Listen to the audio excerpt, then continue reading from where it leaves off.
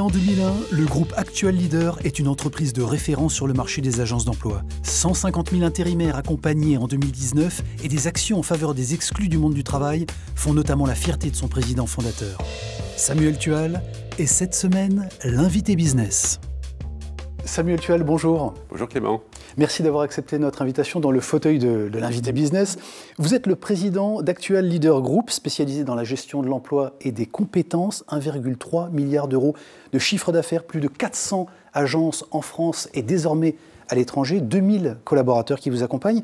C'est une fusion, un rapprochement entre Actual et Leader Intérim né en 2018, rapprochement entre ces deux entreprises qui avaient des histoires et des valeurs communes, vous nous dites, mais c'était un mariage de raison ou d'amour, Samuel Tual? C'est les deux. C'est d'abord une rencontre avec un dirigeant avec lequel, effectivement, je partage la même vision de notre activité et de notre marché. Et puis, à un moment de notre histoire, on a pensé qu'ensemble, on serait plus fort pour construire la suite du projet de l'entreprise, dans un contexte économique qui évoluait. Et donc, le fait de se regrouper nous permet de pérenniser l'ensemble. C'est une décision importante dans la vie de l'entreprise de ne pas continuer tout seul, mais d'accepter le principe de partager le projet. Une occasion aussi, pardon, peut-être de s'extraire, ou en tout cas de ne plus dépendre uniquement du marché français? Oui, ça a compté. Dans le projet que nous portons, il y a un attachement particulier. Évidemment, la finalité, c'est d'assurer la pérennité. Et pour assurer cette pérennité, la notion d'indépendance est pour nous très importante. Nous sommes une entreprise patrimoniale, indépendante, et on souhaite le rester. Et pour ça, il faut effectivement pas être dépendant d'un client, pas dépendant d'un territoire. Et effectivement, le fait d'être trop français ou franco-français, à un moment donné, nous rend dépendants de l'activité en France. Et le fait d'avoir un peu d'activité à l'étranger, en l'occurrence près de 17% cette année, nous permet, et on l'a vu dans la crise que nous venons de traverser, même si c'est une crise mondiale, une pandémie mondiale, mais tous les pays ne se sont pas comportés de la même façon. En Mayenne, on dit... il ne s'agit pas de mettre tous les œufs dans le même panier. C'est un petit peu ça, notre stratégie. Alors, vous l'illustrez à travers cette opération qui fait de vous le 7e acteur désormais spécialisé du travail en France. Votre groupe poursuit sa croissance, on va en parler également, avec l'ambition un jour de devenir numéro 1. Vous avez un plan, une feuille de route, une stratégie qui vous conduit vers cette ambition, vers cet objectif-là? Disons que... on n'ambitionne pas de devenir le plus grand, le plus gros, le numéro 1 du marché en quantité. Ce qui nous intéresse, c'est de devenir cet acteur de référence en France. On a la conviction que notre activité est noble. On fait un métier extraordinaire, donner du travail aux candidats à l'emploi, fournir de l'emploi, être marieur pour le travail sur ce marché d'intermédiation du travail. C'est un métier qui est extraordinaire. Et donc, comme c'est un métier passionnant, utile pour les individus et pour la société, on a envie de le faire plus. Et donc, on ambitionne de devenir ce premier acteur indépendant français, là où devant nous, la plupart des groupes sont des groupes internationaux et très souvent étrangers. Bon, 1800 acteurs qui se partagent ce marché du travail, et notamment de l'intérim. Est-ce que justement ce marché et le travail par capillarité, par logique un peu naturelle, ne souffrent pas de cette atomisation justement de ce marché et du nombre de ces acteurs?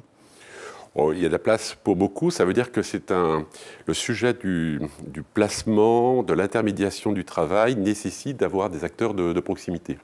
Et donc, ici ou là, il y a beaucoup de petits acteurs qui répondent à des besoins locaux avec beaucoup d'intérêt.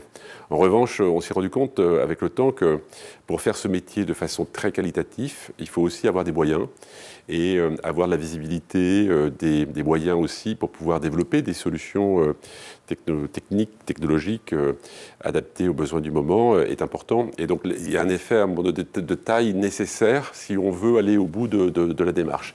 Et puis, si on veut préserver son indépendance, c'est important aussi d'être présent et de mailler un petit peu partout. C'est comme ça que s'est construit l'idée de développement. Et effectivement, le marché se concentre régulièrement, mais il se concentre d'un côté, et puis à la base, il se régénère aussi avec parfois des collaborateurs qui sont issus du grand groupe, qui aspirent à apporter un projet individuel et qui créent leur propre entreprise.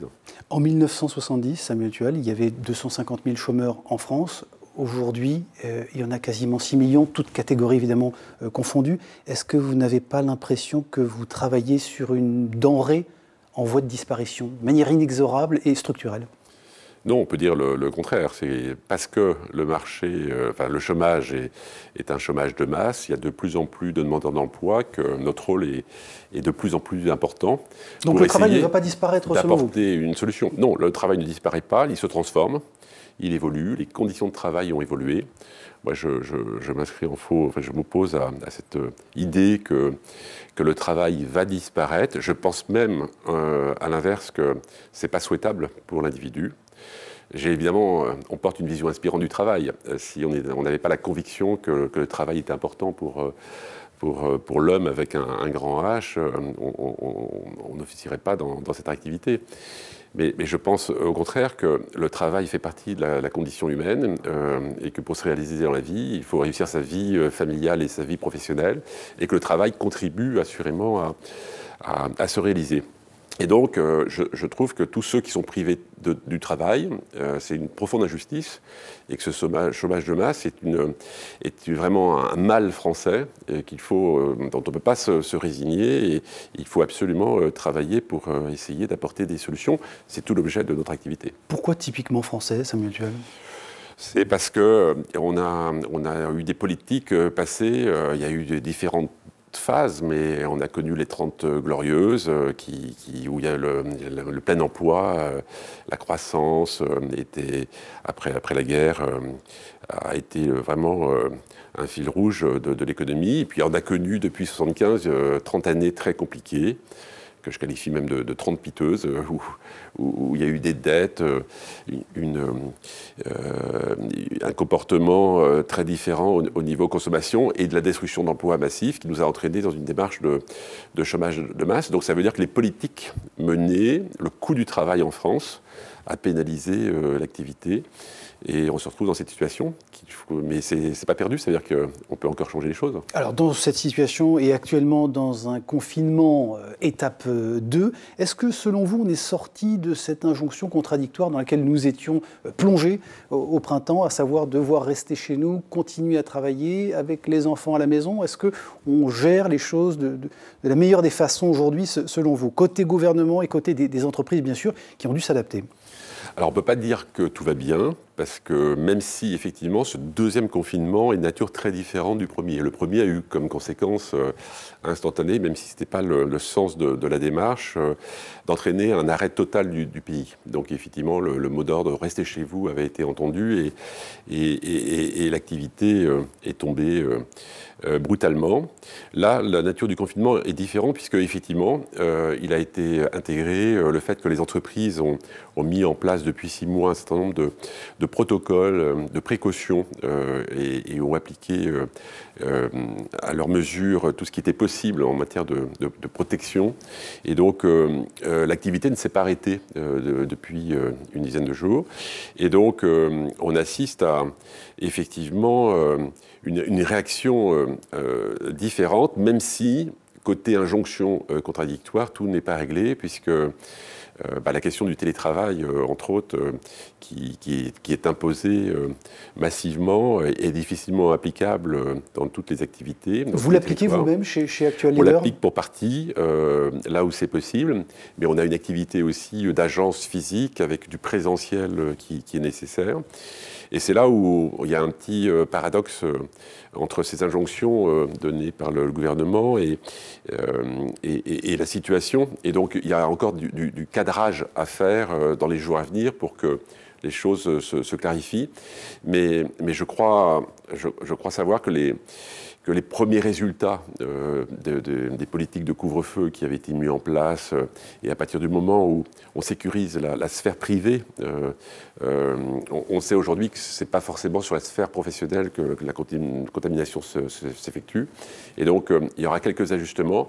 Il faut s'habituer, quoi qu'il arrive, à vivre durablement avec ce virus, en attendant, bien sûr, l'arrivée de vaccins.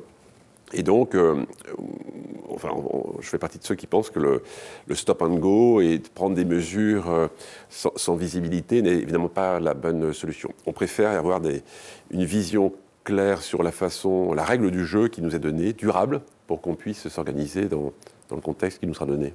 Alors, vous êtes engagé, autre sujet, chez Actual Leader depuis maintenant quasiment 20 ans dans le milieu de la voile. Il en est évidemment fortement question en ce moment. Aux côtés du skipper Yves Le Blévec, avec le team Actual Leader, vous avez d'ailleurs saisi l'opportunité tout récemment de racheter l'ancien bateau de François Gabard. Qu'est-ce que vous avez envie de faire avec ce skipper? Quel est le prochain projet, challenge que vous allez relever? C'est un partenariat qui effectivement remonte à il y a longtemps, puisque ça fait près de 20 ans que nous accompagnons Yves, avec un projet sportif qui évolue de façon assez corrélée avec le projet de l'entreprise. La finalité de tout ça, c'est bien sûr de faire connaître notre marque, mais aussi d'avoir fait le choix du sponsoring pour tout ce que ça représente en matière de valeur et de ce que ça renvoie vis-à-vis de l'entreprise. Donc on est très à l'aise avec ce type de support.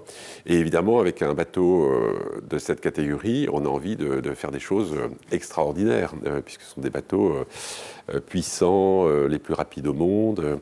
Et le projet consiste à faire un tour du monde en solitaire, à échéance 2023. Entre-temps, il y aura certainement une route du Rhum et puis, pourquoi pas, un tour du monde en équipage. On a plein d'idées avec la classe ultime, mais effectivement, c'est très intéressant de parler de voile et de course au large au moment où on est confiné un peu partout dans le pays. Et les images du Vendée Globe récentes nous ont montré tout l'intérêt que ça pouvait avoir de prendre le grand large dans ces périodes. Et on voit bien que ça fait rêver la population toute entière. Ce sont des sportifs, mais ce sont aussi des hommes et des femmes exceptionnels qui bravent les éléments et qui sont des beaux exemples. Et la résonance évidemment assez naturelle avec vos valeurs, innovation, excellence et notamment sens des responsabilités. Merci beaucoup Samuel Tual d'avoir accepté notre invitation dans le fauteuil de l'invité business. Je rappelle évidemment que vous êtes le président d'Actual Leader. Merci. Merci Clément.